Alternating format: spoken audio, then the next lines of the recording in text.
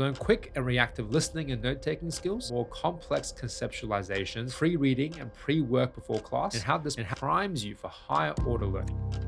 You've been stressing about it for weeks, all of that anxiety and nervousness leading up to your exams, but now it's done. Or a bit anticlimactic, really. Maybe you thought you'd feel so much better once everything was over, but now what? There's this nagging feeling in the back of your mind that you've forgotten something or left something behind. You need to do a study autopsy for the semester just gone. We need to look backwards before we can move forward to learn from our mistakes while they're still fresh in our memory. Hello, my name is Jack Wang. I'm an Australian microbiologist and science educator. On this channel, we talk about science, skills, learning, studying, and how all of this informs your future careers. November is exam season in Australia, and students have just about finished their end-of-year exams across the board. Hopefully you're in that camp and you're happy with your results, but odds are you didn't do quite as well in some areas as you'd hoped for. Before you kick it into overdrive for party time, I think it's worthwhile taking a moment to do a study autopsy. Figuring out the cause of death of this last semester, not literally, but reflecting on your study strategy week by week, how it made you feel prepared or not heading into the exams, and what your final outcome was at the end of the day. This is a really productive exercise if you're in the right state of mind, but it can also be a little bit self-defeating. And the last thing I want you to do is to spiral into shame, because that doesn't help you at any point. Learning in this day and age is more complex than ever, so we need to look at the big picture, not just how you compare against your peers or classmates, but how you compare against generations of students. Let's go back over the past 20 years of higher education and cherry pick the best study hacks from every generation. There's a lot to go through, so I split this up into different eras or phases, and as usual, everything's bookmarked for you to scrub through as you see fit. Starting with Phase 1, If It Ain't Broke, from 1990, but really much earlier than that, to early 2000. The lecture is the oldest tradition of university teaching that has stood the test of time. Ancient philosophers that lived hundreds, if not thousands of years ago, were standing in front of crowds, talking and lecturing on a new topic to inform the masses. How this worked in the early 1990s wasn't much different to this. Lecture theaters and teaching spaces were not filled with tech, mostly just a blackboard and chalk or whiteboards and markers. Classes weren't recorded. Nothing is available before class or after class other than textbooks. If you didn't show up to class on the day, you had no chance. If you're sick, or your children are sick, or you have to work to pay the bills, nobody cared. You just had to figure it out. All of that sounds bad for students, right? The teacher had all the power and maybe too much control. If you didn't know the answer to a question, either your notes weren't good enough or you weren't listening closely enough. Practice problems or past exams, online worksheets, there was none of this, so there wasn't much transparency around what or how you would be assessed or examined. Amidst all this bad stuff though, there is value. First of all, the fact that everyone had to physically attend every class to pass brought a sense of collective belonging, even if that's in the form of gallows humor or mild shared trauma. The sense of isolation wasn't as pervasive. You know you're not alone because there are always people around whether you liked it or not. It forced all sorts of social situations and interactions around you, and over the course of 3, 4, 5 years, you're forced to develop rapport with your peers, a sense of identity and how you represented yourself to different people, and a set of communication skills that are your bread and butter in applying for jobs and navigating selection criteria and job interviews. Also, under these circumstances, students have to develop amazing note-taking and information processing skills. Listening to someone talk and reacting in real time to both document what they've said and filter out the most important details. What a valuable skill for learning and your career overall. We're all drowning information overload, and having the ability to pass out the signal from the noise is super important.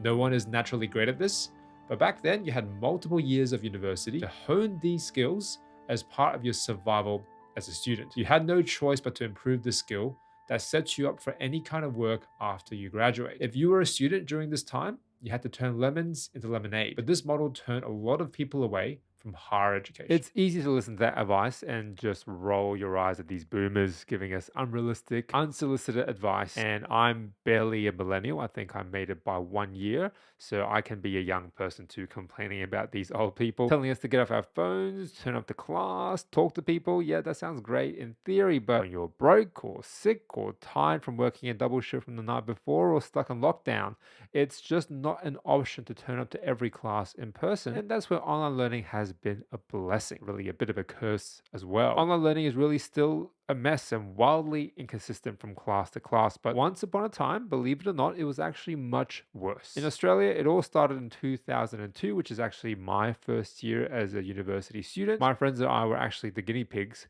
for the earliest versions of online learning back in Phase 2, the tipping point, from roughly 2000 to 2005, when learning materials began to slowly but surely make their way online. The main reason for this was learning management systems, or LMSs, were just beginning to become popular. A web portal that universities didn't have to design from scratch for every single course. Moodle, Blackboard Learn, and Canvas all gained market share around this time, and this created somewhere online to put stuff. These platforms manage it for the universities, who pay a subscription fee every year, but still cheaper than having to design individual web pages for every single course. Because the tech was so new, it was seen as mostly optional. Some teachers used the learning management systems, others didn't, and that's really very confusing for students doing different courses at the same time. Lecture theaters weren't set up very well across the board. Projectors may or may not be working, the computer in the room was not very reliable, and PowerPoint slides looked different on different computers. On top of all of this, nobody had tablets or mobile phones with internet access, and laptops were super expensive and still quite rare, especially for students. Still,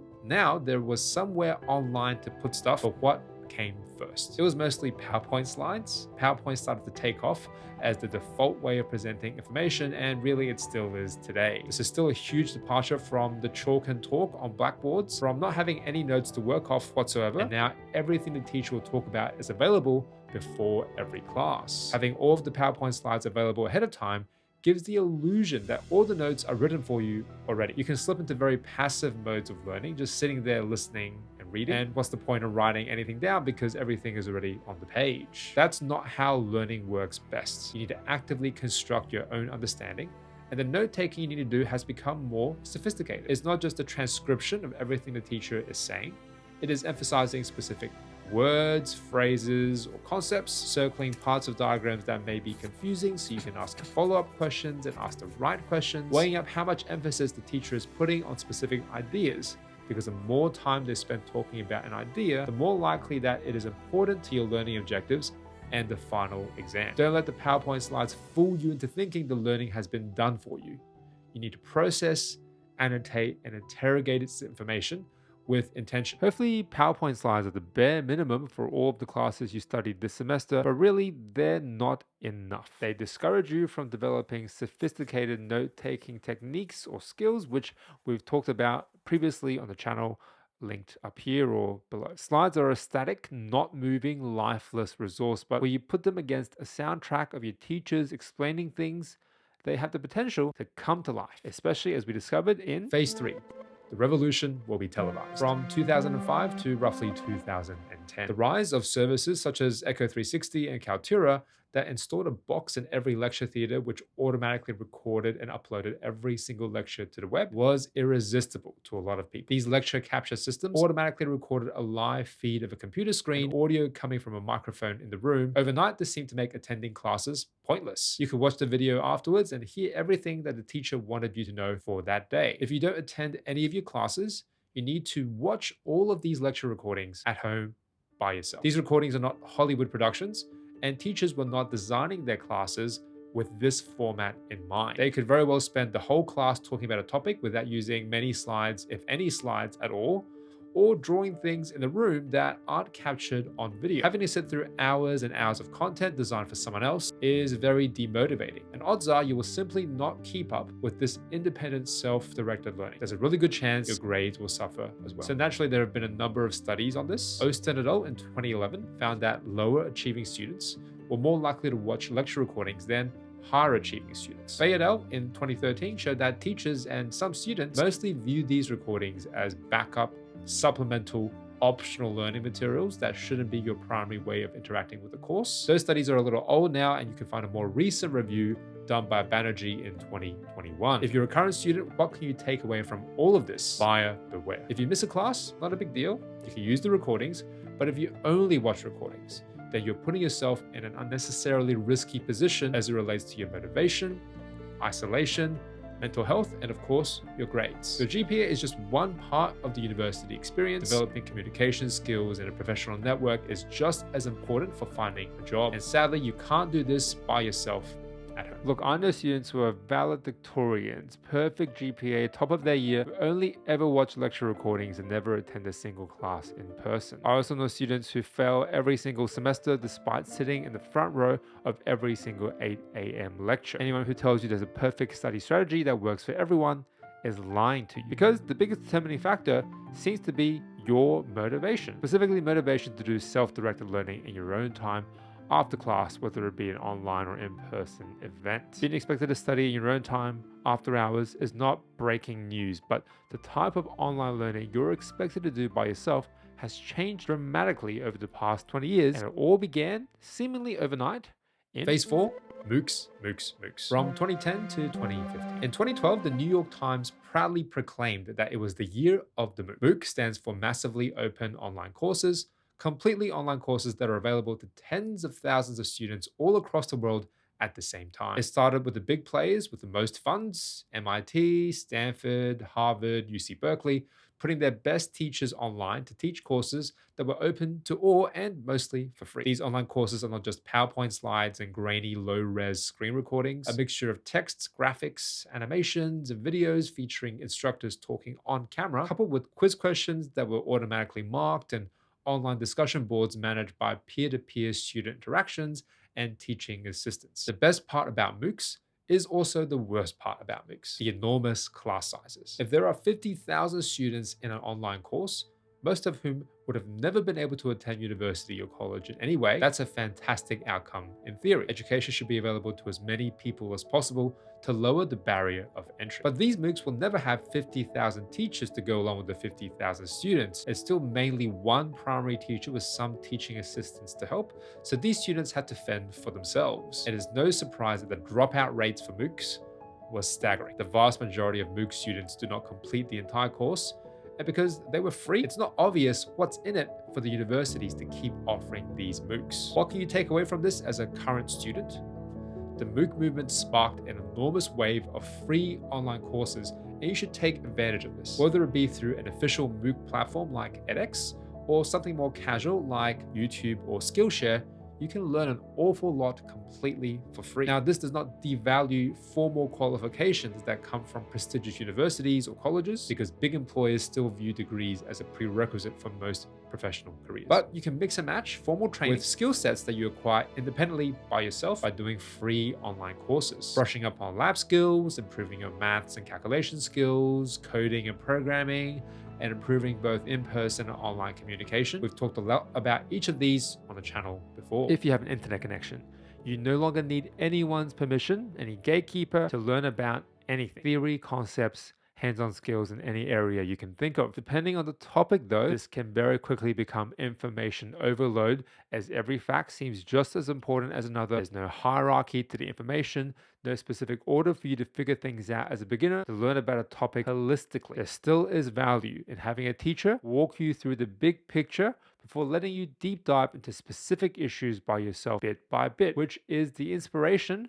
for Phase 5, Flipping the Script, from 2016 to 2020. Given that MOOCs were mostly free, yet all the videos and online content cost a lot to produce, it was only a matter of time before the budget holders at universities started to re-examine their value to the bottom line. The second ripple effect from the race to make MOOCs is the idea of flipped classrooms. All of the lectures and learning materials are made available online before classes start, and class time is devoted entirely to discussion, asking questions, and active learning. This is flipped from the previous model where we assume students don't know anything about the topic and expect students to go away and read more after everything has finished. The idea of making every class more interactive is appealing. Hopefully this would encourage students to attend in person, because it won't just be sitting and listening, it will be encouraging lively debate and a dialogue with their peers and teachers. Of course, that sounds great, but again, not so simple. Flipped classrooms generate a lot of extra work for teachers and students, especially if they're not designed properly. If the online resources are dense and complex and mostly text, students will not be able to fully digest all of those materials by themselves before coming to class. Active learning and discussion is cognitively demanding, and it won't work well if students aren't up to date with all of their learning. It's really hard to keep up with all your study every single week, And the idea of doing all of this independent learning by yourself before then coming to class puts a lot of pressure on everyone. What can current students learn from this? The first time you hear about something, it can be hard for it to sink in. You gain deeper insight the second, third, fourth time you see or hear something, and all the better if you have the chance to ask an expert questions about it straight away. There is obviously value in doing pre-work before a class starts, even if your teacher is not mandating it through flipped classroom. You can study smarter, not just harder, if you peruse your lecture slides the night before class and do some online searches using key terms you never heard of before. So when you head into that class, you're ready to learn at a high level than if you're just hearing about this information for the very first time. You do need to be organized, of course, but 10 to 15 minutes of pre-work before class can make that hour-long lecture sink in much more deeply and save you revision time down the track. So we couldn't escape talking about it forever. 2020, the year that shall not be named. It exposed the worst vulnerabilities in all of us already hidden underneath the surface, and I wouldn't be surprised if some of the bad habits you developed in lockdown are still with you to this day. I know that's the case for me. None of us, though, should be defined by our lowest point, so let's take a gentle walk down memory lane in Phase 6, The Purge 2020 to 2021. I don't want to go into this in too much detail, but in case you're watching this in the distant future, forced isolation. Not allowed to see family and friends. Weeks of quarantine when you have a sniffle. Yes, everything is online, but when you don't have a choice of attending in person, this flexibility feels like a metaphorical or literal prison. Even if you weren't intending to attend your classes in person anyway, having that option taken off the table feels like an injustice. We might pay for a gym membership, never show up to exercise, and be completely okay with this because it's our choice not to go. But when your gym closes and still asks you to keep paying, it's a completely different story. I think the most important takeaway for current students isn't the ability to do online exams or how to sit through hours of Zoom or Microsoft Teams online seminars, but rather how to look after yourself. Mental and physical health are no joke and take a lot of time and effort to maintain. People who are well adjusted, have a good sense of self and routine, seem to do better in spite of the crazy events of 2020. The pandemic exposed a lot of vulnerabilities for people who didn't know they were just hanging on by a thread until everything normal in their lives was taken away. Common sense things like how much sleep you're getting, what you're eating, how often you're staying in touch with friends and family could be a little bit more or a little bit less. We need time to get our houses in order before we can take on new and exciting challenges. And it's never too early to think about your well-being. So where does that leave us? Really, we're all in limbo. You, your teachers, professors, universities, colleges, we're all in a holding pattern, trying to predict what is going to happen next. In Phase 7, No Man's Land, 2022 to present. Now that the dust is beginning to settle, the university sector is littered with a mix and match approach from all previous 6 phases. Most teachers want to go back to in-person only classes, but the message is not so clear from students. Many classrooms are completely empty during timetable classes, as students now expect everything to be archived for online viewing. Some classes have stayed completely online. Most classes are stuck in no man's land, half online, half in person, with most students choosing to learn asynchronously by themselves online. As current students, the most valuable lesson from this is to go into every semester with your eyes wide open. Ask your teachers how the course will be delivered, and don't assume that everything will be online. But also don't choose exclusively online study options if you can help it. You should mix your match and study so that there's a nice balance of flexibility and in-person social interactions with students and teachers in the others. This is a rapidly evolving space, so you really do need to check every semester what the delivery mode will be in everything you're studying. How do your study habits compare against the challenges and struggles faced by every single generation of student in the past 2 decades? How did your study autopsy go? Let's do a quick recap of the lessons learned in each phase, and as we go, I want you to tick or cross them off. Learn quick and reactive listening and note-taking skills, harkening back to the chalk and talk only days of Phase 1. From Phase 2, you need to improve the sophistication of your note-taking skills to focus on more complex conceptualizations rather than just documenting everything exhaustively. Better understand your relationship with online learning, especially educational videos, how to best use them to progress your learning, and how to develop a broad skill set by doing free online courses alongside your formal qualifications. In Phase 5, we learned the value of pre-reading and pre-work before class and how this primes you for higher order learning. Finally, in Phases 6 and 7, the value of being a reflective learner, knowing what works and doesn't work so well for you, and choosing the best combination of experiences, both personally and professionally, that bode well for your mental and physical health. At a certain point, you've done everything you can and there's nothing left but to look forward, so I think that's enough reflecting and self-flagellation for now. Let's make a note of which strategies you'd like to take on board for next semester before you forget, and you're ready to make a fresh start. That's it. That's already a really long video. Thank you if you're still watching at this point. I'm Jack Wayne. Hope to see you in the next video.